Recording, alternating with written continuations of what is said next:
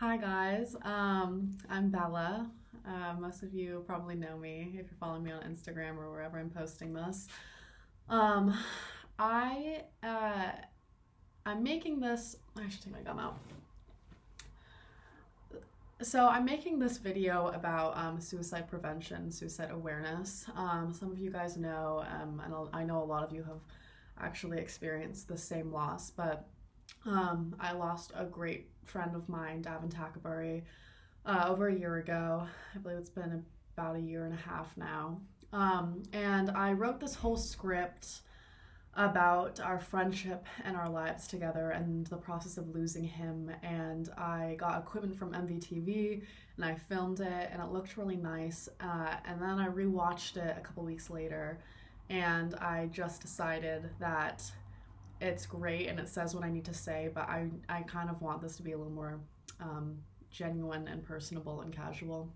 So that being said, this is probably going to be a longer video, and I know it's hard to just be scrolling through social media and land on one social media post for more than a minute. So if you're sticking around, I thank you for that, and I urge you to.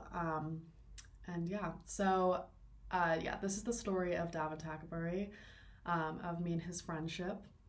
I want people to listen to this and learn a couple things from it, no matter if you are somebody struggling with suicidal thoughts right now, if you're somebody who has also experienced a loss to suicide, or if you're somebody trying to support a friend who may be going through something like this.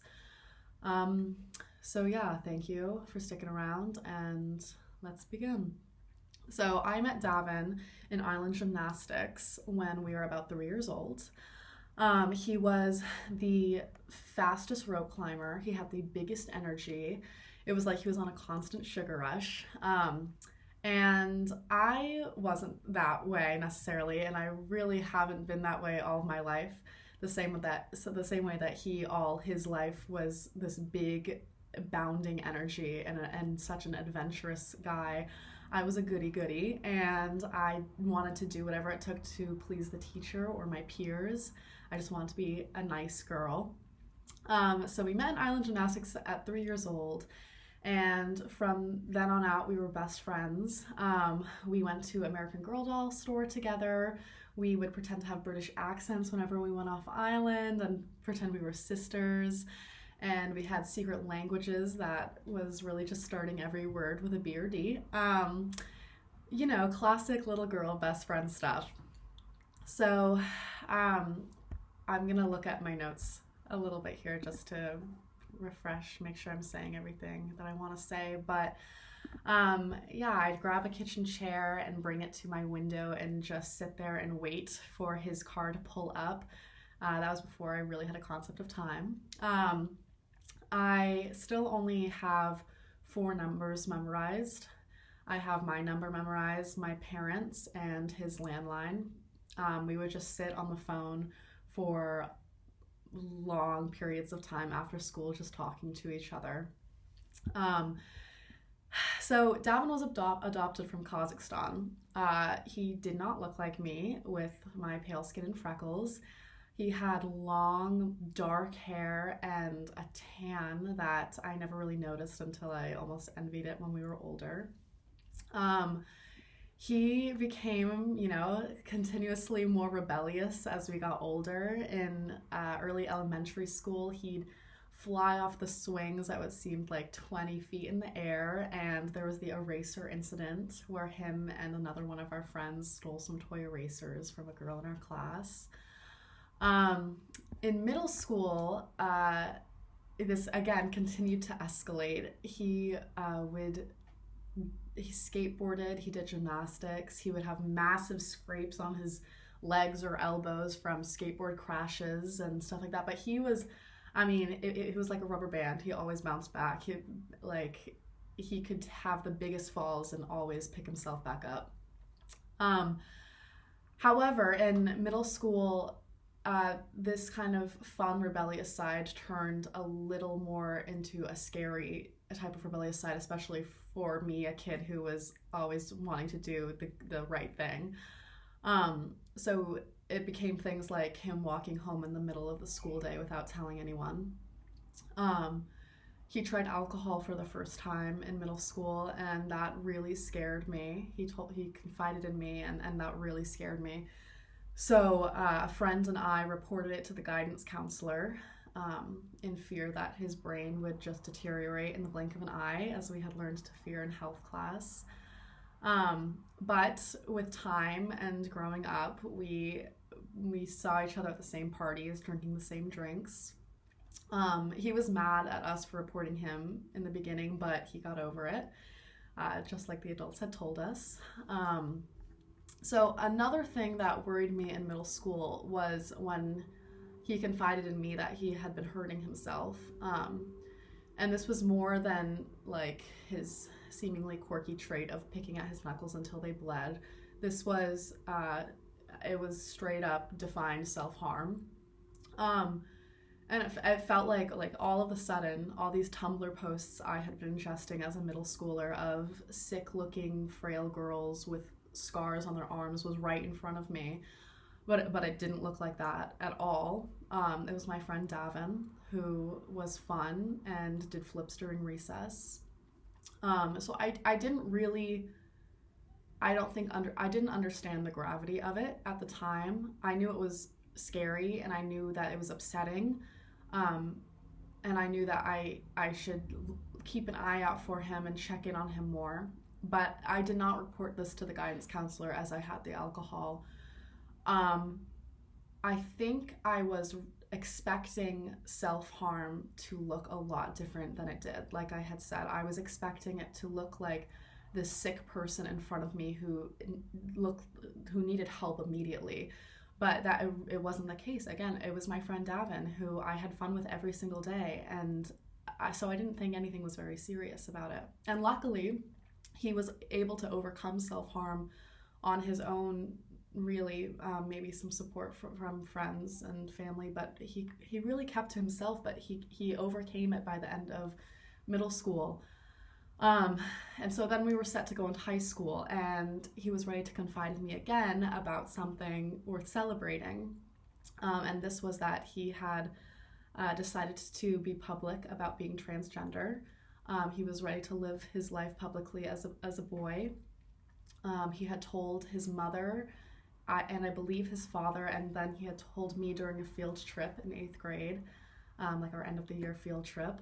So he created an Instagram post. He chose a name for himself, Davin, and he just let everybody know what was up. And that was it. He didn't want him being transgender to be his whole identity. He just wanted people to accept him for who he was, and that to be it. And really, for the most part, we all did. I'm proud to say I grew up with him in a very accepting, loving community and environment. So high school came, and as most high schools do, it kind of sucked a little bit, especially for the underdog. Me and Davin always made time to catch up, but we started to circle in differentiating friend groups. And there were a lot of friendly faces between these friend groups. They were alternating. Sometimes I would hang out with Davin and his best friend Chris, or sometimes his friends Daniel or our friend Ava. It was always circulating, and it was really fun to be able to have so many friendly and familiar faces around, especially going to such a small school on such a small island. So this dress up and going to the American Girl doll store and stuff like that, that turned into his incredible aptitude to take pictures.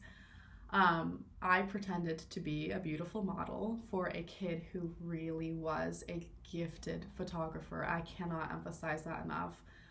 Please go check out some of his work. It's incredible.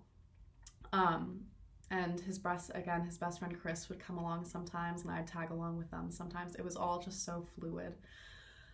So Davin began really struggling with his mental health. It wasn't necessarily something new, but it became progressively more serious. He'd visit mental hospitals for stays or have mental breakdowns that I couldn't fully relate to. And honestly, hanging out with him began to feel a bit more draining. that's a feeling I've come to really, really regret, and then I recognize and understand, because at the end of the day, when you're supporting somebody going through something like that, you have to make sure to take time for yourself. And that's not to say that I was devoting every second of my life to Davin, because honestly I wasn't. I just thought that he needed some extra help, and that was it. But even then, I don't think I put enough energy or preparedness into understanding, okay, my friend's dealing with some stuff, I'm going to put my all into it, but I'm also going to make sure to take time for myself. I think that's a really important mindset I kind of didn't recognize. So in August of 2019, Davin confided in me again. This was after, or right after a dock dance, where all the kids on the island get together and dance on a dock with a live band. He pulled me aside and he confided in me that he was feeling heartbroken from a boy. He was feeling useless in his friendships and he wanted to end his life. I hugged him and I asked him this time if he would see a counselor with me or by himself, or if I could alert someone of this. And he agreed. So a couple days later, me, him, his therapist, and an in-school therapist, we all met, the four of us. We talked about some ways for him to feel supported in the oncoming school year. I honestly, it's hard for me to remember a lot from that meeting. I think for a couple of reasons, but I remember what he looked like. I remember where he sat. I remember what shoes he was wearing. And I remember really wanting to feel secure in knowing he was safe after that meeting. But I think deep down, my gut instinct, I think I knew that wasn't necessarily the case. A couple days following that, some friends reached out to him to check in. I Snapchatted him a suicide hotline. I told him I loved him and was proud of him. Some people do not even get this level of closure. So on September 1st, 2019, Davin passed away from suicide. His heartbroken parents told mine, who told me, and I screamed really loudly. I sank to my knees. I cried. My parents cried with me. And then I told the same in-school therapist we had met with which friends to reach out to let them know before it was all public. I'm gonna now read a little bit directly from my notes because I think these are some important points to make, and I want to make sure I make them. There's a couple different groups I want to speak to specifically. First, to those people who have also lost a loved one from suicide, I promise, although I'm only about 1.5 years from Davin's passing, I am healing. Even though I cry every time I nick the scab, I am still healing. I'm beginning to understand that he was sick and that he did what he did to not feel so sick anymore. A friend shared an alleviating quote with me once that, paraphrased, went something like, if grieving you was inevitable in the story of our friendship, it was still worth knowing you. So if his loss and this pain is a part of some sort of fate, it was still worth knowing him. To those who are supporting a suicidal or depressed friend right now, I have another promise to make. Although it can feel scary, although you must make sure to take time to care for yourself, and although sometimes you just don't know what to do, you are doing everything right. If you love them, if you check in with them and listen, if you care, you are doing it right. There is really no step-by-step book on how to make sure your friend doesn't kill themselves. But you just have to keep loving, and regardless of the outcome, you will have loved. We both know how much these people deserve that love. And finally, to those who are considering ending their life, I'm telling you, I'm making a third promise. It is not the only cure to the sickness. I won't sit here and pretend that it's totally inevitable that you'll feel just as happy as me for the rest of your life if you just try, put some effort in. No, it's going to be really hard and it's going to feel useless, but I promise you it is worth it. You see the world differently than me. Maybe you feel like the happier ones are just a little more ignorant than you. But there's a level past all of this. If you're clever enough to understand the hopelessness in that nothing matters, then you are clever enough to understand the joy and freedom in that nothing matters.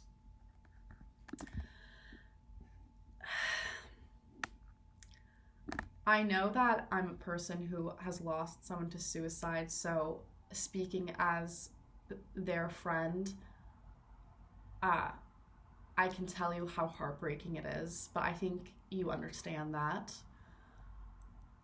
I just, there is a place for you here, and that one friend or family member or teacher or pet knows it so deeply of you that it cannot be untrue. Thank you for staying this far. Thank you for staying for much more. So I've talked to you guys today about Davin and I's friendship, but he had many others too. He impacted other people like me just the same. So check in with your friends and really mean it. My goal is for stories like these to be told more, regardless of their endings, because the truth is I love talking about Davin. He was awesome, and I've loved talking about him all of my life.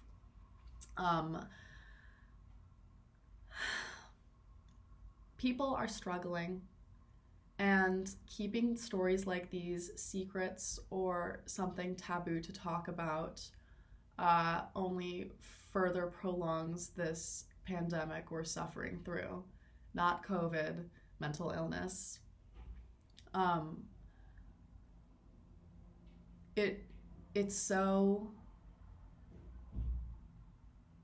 imperative that we start looking out for each other. Please go ask your friends how they are. And I know you've heard it 1,000 times from social media campaigns and such, but I mean it. You are so loved. Your friends are so loved. Love your friends. These stories shouldn't be deep, dark secrets. People are struggling. So please feel free to share this video in any way you see fit, whether it's sharing it to your story, sharing it directly with a friend, or if it just helped you out today. That's really my only goal. I'm not expecting this to make huge waves, but if it can impact one person, that is more than enough for me. So thank you guys so much for listening. Take care of yourself. Take care of others. Thank you.